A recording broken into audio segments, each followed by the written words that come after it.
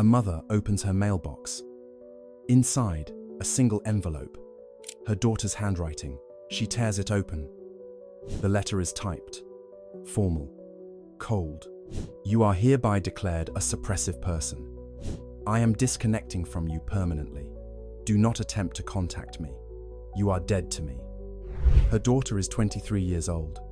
She joined the Sea Org 2 years ago, and now she's telling her mother she's dead to her. But why? What could a mother possibly do to make her own child write these words? What kind of belief system turns a daughter into a stranger? What makes a 23-year-old woman erase the person who raised her? The answer isn't family dysfunction. It isn't mental illness. It isn't a personal grudge. The answer reveals something darker, something calculated, something so deliberate that it's destroyed thousands of families. It's called disconnection, and it's official Scientology policy. This is the story of David Miscavige and the Church of Scientology, and how a typed declaration, the erasure of a daughter, and a policy written 60 years ago became a weapon that turns love into betrayal.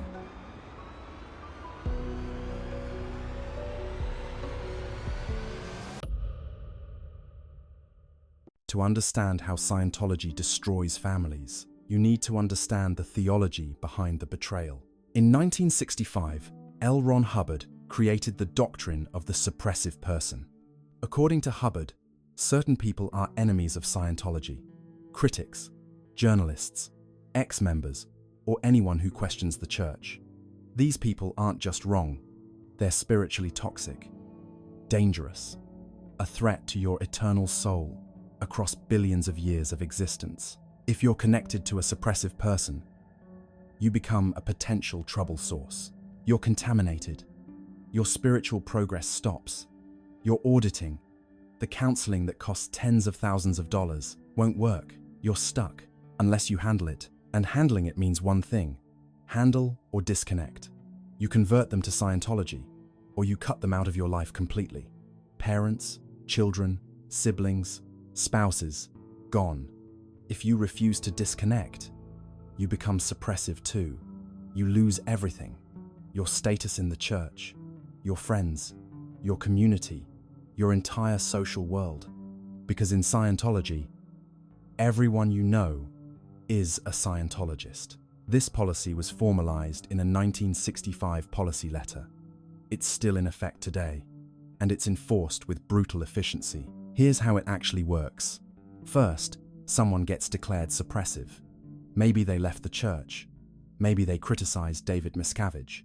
Maybe they went to the police about abuse. The church issues an internal declaration, a document that lists their crimes against Scientology. Then, every Scientologist connected to that person gets a choice: disconnect or face the same consequences. Church officials call you into a closed room. They show you the declare. They tell you that maintaining contact with this person will destroy your spiritual progress. They remind you that you've signed contracts, legal waivers that strip you of the right to sue, that give the church permission to detain you if you have a mental breakdown. They hand you a template letter. Sometimes they write it for you. The letter says you're cutting off all contact, permanently, no exceptions. You sign it, you send it, and then you never speak to that person again. Jenna Miscavige Hill, niece of Scientology leader David Miscavige, was 16 when her parents left the church. She was pressured to disconnect immediately. The church intercepted her letters from her parents for a year. She wasn't allowed to answer phones. They isolated her completely, ensuring she couldn't be contaminated by their suppressive influence. She didn't see her parents again until she escaped 5 years later. And if you try to leave the Sea Org, Scientology's elite inner circle, you get hit with something even worse: the freeloader's bill. The church charges you retroactively for every course, every auditing session, every service you received while on staff. Hundreds of thousands of dollars, sometimes more. You're broke. You're isolated. You have no job skills because you've been working for the church since you were a teenager, and everyone you've ever known has disconnected from you. This is the architecture of control. It's not a bug. It's the feature that keeps Scientology alive, because you can't leave if leaving costs you everyone you love. David Miscavige is the most powerful man in Scientology. He's the chairman of the Religious Technology Center, the head of the Sea Org, the man who took control after L. Ron Hubbard died in 1986. He runs Scientology with absolute authority, and he couldn't save his own family. Ron Miscavige, Sr., David's father, spent 45 years in Scientology. He was a musician in the Sea Org, stationed at Gold Base, the church's international headquarters in Riverside County, California. He introduced David to Scientology when David was a child. He watched his son rise to power, and then, in 2012, he escaped. Ron Sr. had been given a Kindle by his wife. Through it, he gained access to the uncensored internet. He started reading articles about abuse at Gold Base, testimonies from ex-members, stories about his son's violence, his paranoia, his cruelty. He realized he'd been lied to for decades, so he left. He and his wife drove away from Gold Base in the middle of the night, and the church responded exactly as you'd expect. They hired private investigators, 2 of them. They paid them $10,000 a week each to follow Ron Miscavige around the clock for 18 months. The surveillance was total. They tracked his movements. They recorded his conversations. They watched him eat breakfast, go to the grocery store, visit friends, and then one day, the investigators saw Ron clutching his chest. He appeared to be having a heart attack. They called David Miscavige for instructions. According to the investigators' testimony, David told them this: if it was Ron's time to die, let him die and not intervene in any way. David Miscavige denies this, but the investigators stand by their account. Ron survived, and in 2016, he published a book, Ruthless: Scientology, My Son, David Miscavige, and Me. In it, he describes his son as a tyrant who transformed Scientology into a destructive machine that hides abuse behind First Amendment protections. He says the church has destroyed families, including his own, through disconnection. But Ron Sr. isn't the only Miscavige who escaped. Jenna Miscavige Hill is David's niece. She's a third-generation Scientologist. She was raised in the Cadet Org, a program for children of Sea Org members. At age 6, she was separated from her parents. She saw them 1 hour a day, then once a week, then less. When her parents left the church in 2000, Jenna was 16. The church pressured her to disconnect immediately. Her letters from her parents were intercepted by security. She wasn't allowed to answer phones for a year. They isolated her completely. She finally escaped in 2005. She co-founded a support website for ex-members. In 2013, she published her memoir, Beyond Belief: My Secret Life, Inside Scientology, and My Harrowing Escape. And then there's Shelley Miscavige, David's wife. She was last seen in public in August 2007. She attended her father's funeral, and then she vanished. According to former Sea Org members, Shelley made unauthorized appointments to the org board while David was away. When he returned, her mood visibly changed. She looked afraid. Shortly after, she disappeared. In 2013, actress Leah Remini, a former Scientologist, filed a missing person report with the Los Angeles Police Department. The LAPD closed the investigation within hours. They said they'd located and spoke to Shelley Miscavige. They wouldn't say where. The church says Shelley is working in a private capacity. Former members believe she's being held at the Twin Peaks compound, a Church of Spiritual Technology facility near Running Springs, California. It's been nearly 20 years. No one outside the church has seen her. This is what disconnection looks like at the very top. The leader of Scientology, a man who controls billions of dollars, who commands thousands of followers, couldn't protect his own father from surveillance, couldn't prevent his niece from escaping. And his wife hasn't been seen in public since 2007. If this is what happens to the Miscavige family, imagine what happens to everyone else. The Sea Org is Scientology's elite inner circle. They call it the innermost dedicated core of Scientologists. It's run like a paramilitary organization. Members sign a billion-year contract, a pledge to serve Scientology across all future lifetimes. David Miscavige holds the rank of captain. The rank of Commodore is permanently reserved for L. Ron Hubbard's reincarnation. Sea Org members get no real pay, sometimes a few dollars a week. They work 14-hour days, sometimes longer. They live in communal housing. They have no freedom to leave, and if they try, they face the freeloader's bill and total disconnection from everyone they know. This is where Scientology's management lives, and this is where the worst abuses happen. Gold Base. Scientology's international headquarters, near Hemet, California, is a 520-acre compound, surrounded by high fences, topped with razor wire. But here's the thing. Half the razor wire faces inward. It's not designed to keep intruders out. It's designed to keep members in. The compound has 24-hour surveillance, motion-activated infrared cameras, underground tunnels, so staff can move between buildings without crossing public roads. And it has the running program, a punishment where members are forced to run around a pole for up to 12 hours a day. But the worst part of Gold Base is a place called The Hole. The Hole is 2 double-wide trailers. Between 2004 and 2007, up to 100 high-ranking Scientology executives were confined there under 24-hour guard. Former executives Mike Rinder and Marty Rathbun have testified about what happened inside. Executives were forced to eat slop. They slept in overcrowded trailers with no air conditioning in 100-degree heat. They were subjected to brutal psychological abuse. One punishment was called musical chairs. Executives were forced to compete for their jobs while Queen's music played.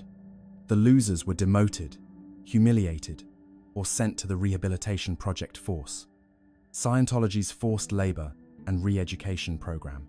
The RPF was created in 1974. It's where Sea Org members who screw up get sent. You work long days of hard labor. You eat restricted food. You live in substandard conditions, and you're not allowed to leave. Former members report physical abuse. They say members are prevented from leaving with threats and coercion. Teenagers as young as 12 have been assigned to the RPF. There are reports of children laboring far longer than 8 hours a day, reports of physical and sexual abuse of minors. Jenna Miscavige Hill said that as a child, she often worked 14-hour days. She saw her parents once a week, if that. This is the enforcement arm of Scientology. The people who run the disconnection policy, the people who pressure members to cut off their families, the people who make sure no one leaves. And they're not just enforcing policy on strangers, they're enforcing it on each other, on their own families, on their own children. Because in Scientology, loyalty to the church comes before everything, before your parents, before your children, before your own survival. That's not a metaphor. That's the policy. To understand why disconnection works, you need to understand how Scientology rewires your brain. Robert J. Lifton, a psychiatrist who studied thought reform in Chinese prison camps, identified 8 criteria that cults use to break down identity and rebuild it in their image. Scientology uses all 8, and here's how they work together to break your mind. It starts with your environment. The church controls all information. Especially in the Sea Org, you have no access to outside news, no uncensored internet, no contact with anyone who might contradict what you're being told. Your entire reality is Scientology. That's milieu control. The walls close in before you even notice. Then they give you a new language. Overts are your sins. Withholds are your secrets. SPs are enemies. This jargon doesn't just describe reality, it creates it. You can't think outside the framework because you don't have the words. Try explaining to yourself why cutting off your mother feels wrong when the only vocabulary you have tells you she's suppressive, that you're PTS, that disconnection is handling. The doctrine becomes sacred science. L. Ron Hubbard's writings are absolute truth, beyond questioning, beyond debate. If you doubt them, the problem isn't the doctrine. The problem is you. You're not clear enough. You haven't done enough auditing. You're still contaminated by your reactive mind. And then comes the cruelest inversion: doctrine over person. If you love your mother, but your mother is declared suppressive, your love is wrong. It's not that the church is asking too much.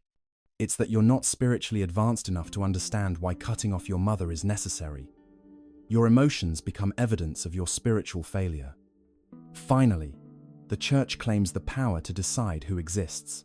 If you're declared suppressive, you lose all rights within Scientology. You're not just shunned, you're erased. You never existed. And if you refuse to disconnect from someone who's been erased, you'll be erased too. This is how disconnection breaks you. You're told that your mother, or your father, or your child is suppressive. You're told that staying connected to them will destroy your spiritual progress across billions of years. You're told that if you don't disconnect, you'll become suppressive too. And here's the trap. You've already invested everything. You've spent tens of thousands of dollars on courses. You've spent years working your way up the bridge to total freedom. You've signed a billion-year contract. Everyone you know is a Scientologist. If you refuse to disconnect, you lose all of it. Psychologist Margaret Singer called this coercive persuasion, organized peer pressure combined with total control of your social environment. In Scientology, it's reinforced by what she called phobia indoctrination. You're taught that leaving the church will lead to insanity, illness, or death. That viewing critical material will destroy your mind, so you disconnect. You write the letter, you send it, and then you spend years convincing yourself it was the right thing to do. Because if it wasn't, if cutting off your mother was wrong, then everything else was wrong too. The courses, the auditing, the billion-year contract, the 14-hour days, the money, the isolation, all of it. And that's too much to face. So you don't. You double down. You convince yourself that your mother was toxic, that she was holding you back, that disconnecting was an act of spiritual self-preservation. This is what Scientology does to your mind. It doesn't just destroy families. It makes you complicit in the destruction. It makes you believe it was your choice. And that's the cruelest part. When you leave Scientology, the punishment doesn't stop at disconnection. First comes the freeloader's bill. You're charged retroactively for every course you took, every auditing session you received while on staff. The church claims these were free services. Now they want payment. Hundreds of thousands of dollars, sometimes more. You're broke.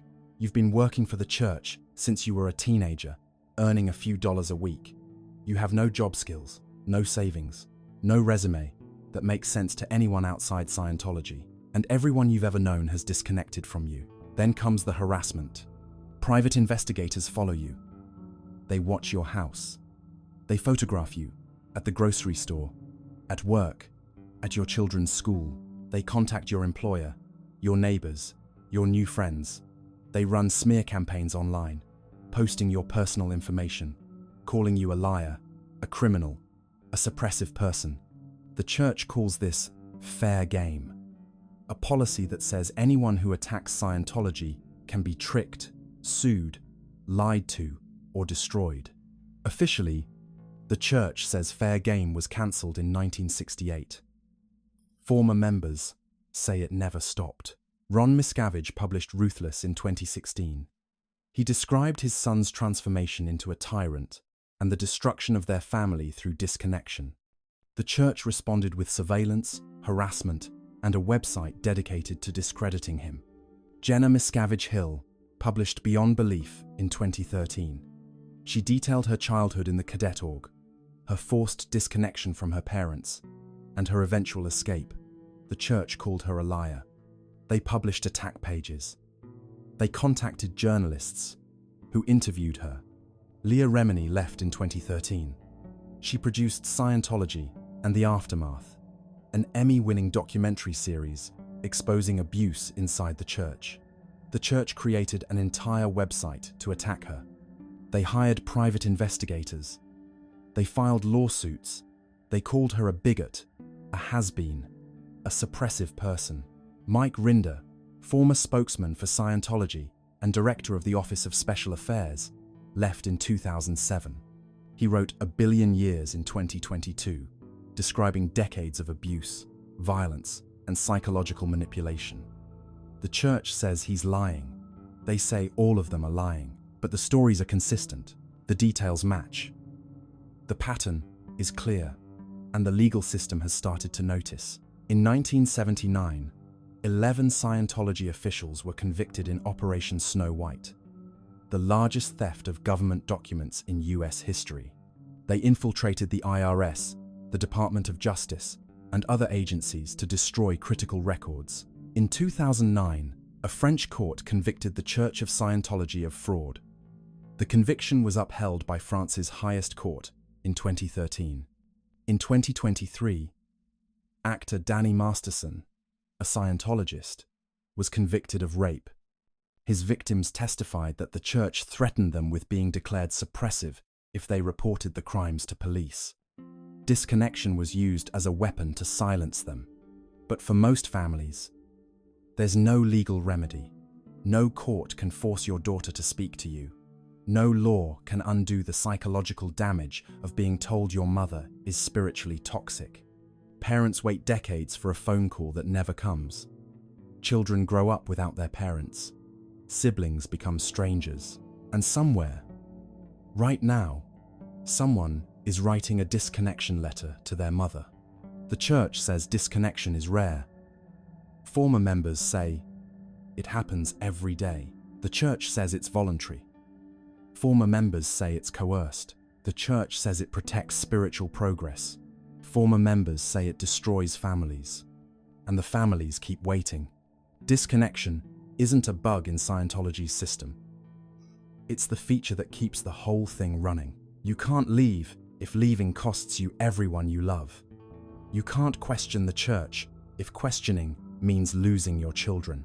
You can't speak out if speaking out means being erased. This is how belief becomes a prison. But here's the uncomfortable truth.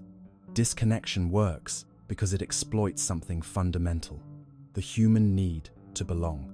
We all want to be part of something larger than ourselves. We all want to believe we're right. The question isn't, how could Scientology members do this? The question is, what beliefs do you hold so strongly that you'd cut off someone you love to defend them? What group loyalty runs so deep that it could override your conscience? What would it take for you to write that letter? And here's the darker question. If you'd write that letter, if you'd erase your mother to stay in the group, what else would you do? Because disconnection isn't the end, it's the beginning. Once you've proven you'll sacrifice your family for the group, you've proven you'll sacrifice anything. And some groups demand everything. In 1997, 39 people in a San Diego mansion put on matching tracksuits, ate applesauce laced with phenobarbital, and lay down to die. They believed they were boarding a spacecraft hidden behind the Hale-Bopp comet. They believed their leader, Marshall Applewhite, when he told them their bodies were just vehicles and that death was the only way to reach the next level. They called themselves Heaven's Gate, and every single one of them had disconnected from their families years earlier. That's where this leads. When you've already chosen the group over your mother, choosing the group over your life isn't that much further. The next video is about Heaven's Gate, about how disconnection becomes the first test, and how the final test is whether you'll die for the belief. Drop a comment. What stood out? Share this with someone who thinks they'd never fall for something like this. Subscribe. Because awareness, that's your armor.